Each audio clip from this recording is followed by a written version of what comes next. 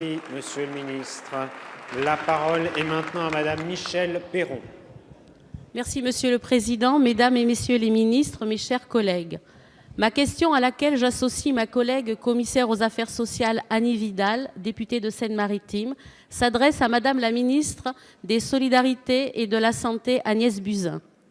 Madame la ministre, notre système de santé est l'un des plus performants au monde. Nos établissements de santé en sont un des acteurs principaux.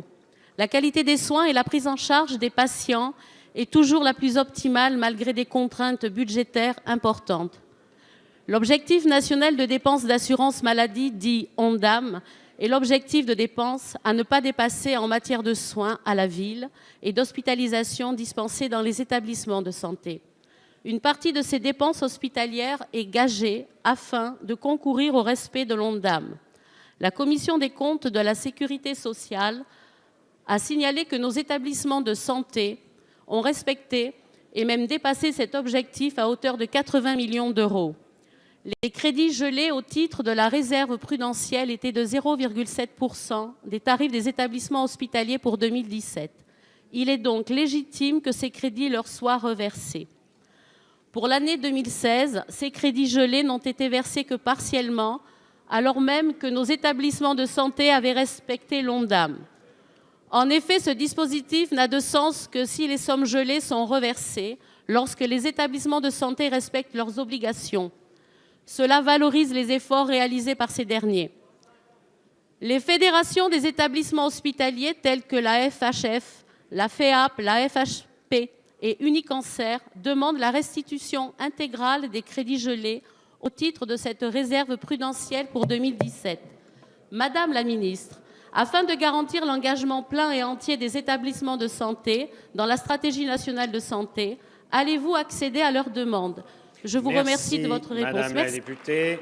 La parole est à Madame Agnès Buzyn, ministre des Solidarités et de la Santé. Monsieur le Président, Mesdames et Messieurs les députés, Madame la députée Peyron, depuis 2010, en effet, une partie des crédits destinés à financer les dépenses d'assurance maladie, et notamment les dépenses hospitalières, fait l'objet d'une mise en réserve en début d'année, de manière à concourir au respect de l'ONDAM. Cette démarche vertueuse pour les dépenses publiques, ainsi que les efforts importants consentis par les établissements et les professionnels de santé, ont permis le respect effectif de l'ONDAM depuis plusieurs années. Cette année encore, l'engagement et les efforts de chacun permettent d'envisager le respect de l'ONDAM fixé pour 2017. L'année passée, le respect de l'ONDAM avait permis de redistribuer aux établissements 100 millions d'euros de cette réserve prudentielle. Cette année, les fédérations hospitalières m'ont interpellé le 15 novembre sur une situation financière intenable pour les établissements en fin d'année. Je sais à combien d'efforts ont consenti les établissements de santé publics et privés depuis des années et je connais leurs difficultés. C'est pourquoi j'ai décidé de procéder au dégel des crédits mis en réserve en début d'année à hauteur de 150 millions d'euros. Ce dégel concernera l'ensemble des enveloppes hospitalières ayant contribué à l'effort global de mise en réserve, avec 106 millions d'euros qui seront reversés aux établissements exerçant des activités de médecine, chirurgie et obstétrique et 44 millions d'euros qui bénéficieront aux établissements avec des activités de psychiatrie, de soins de suite et de réadaptation. Ils auront ces crédits avant la fin du mois de décembre.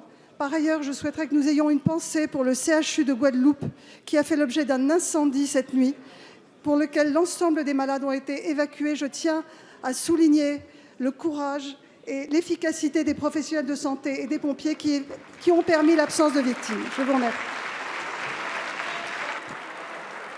Merci, Madame la ministre.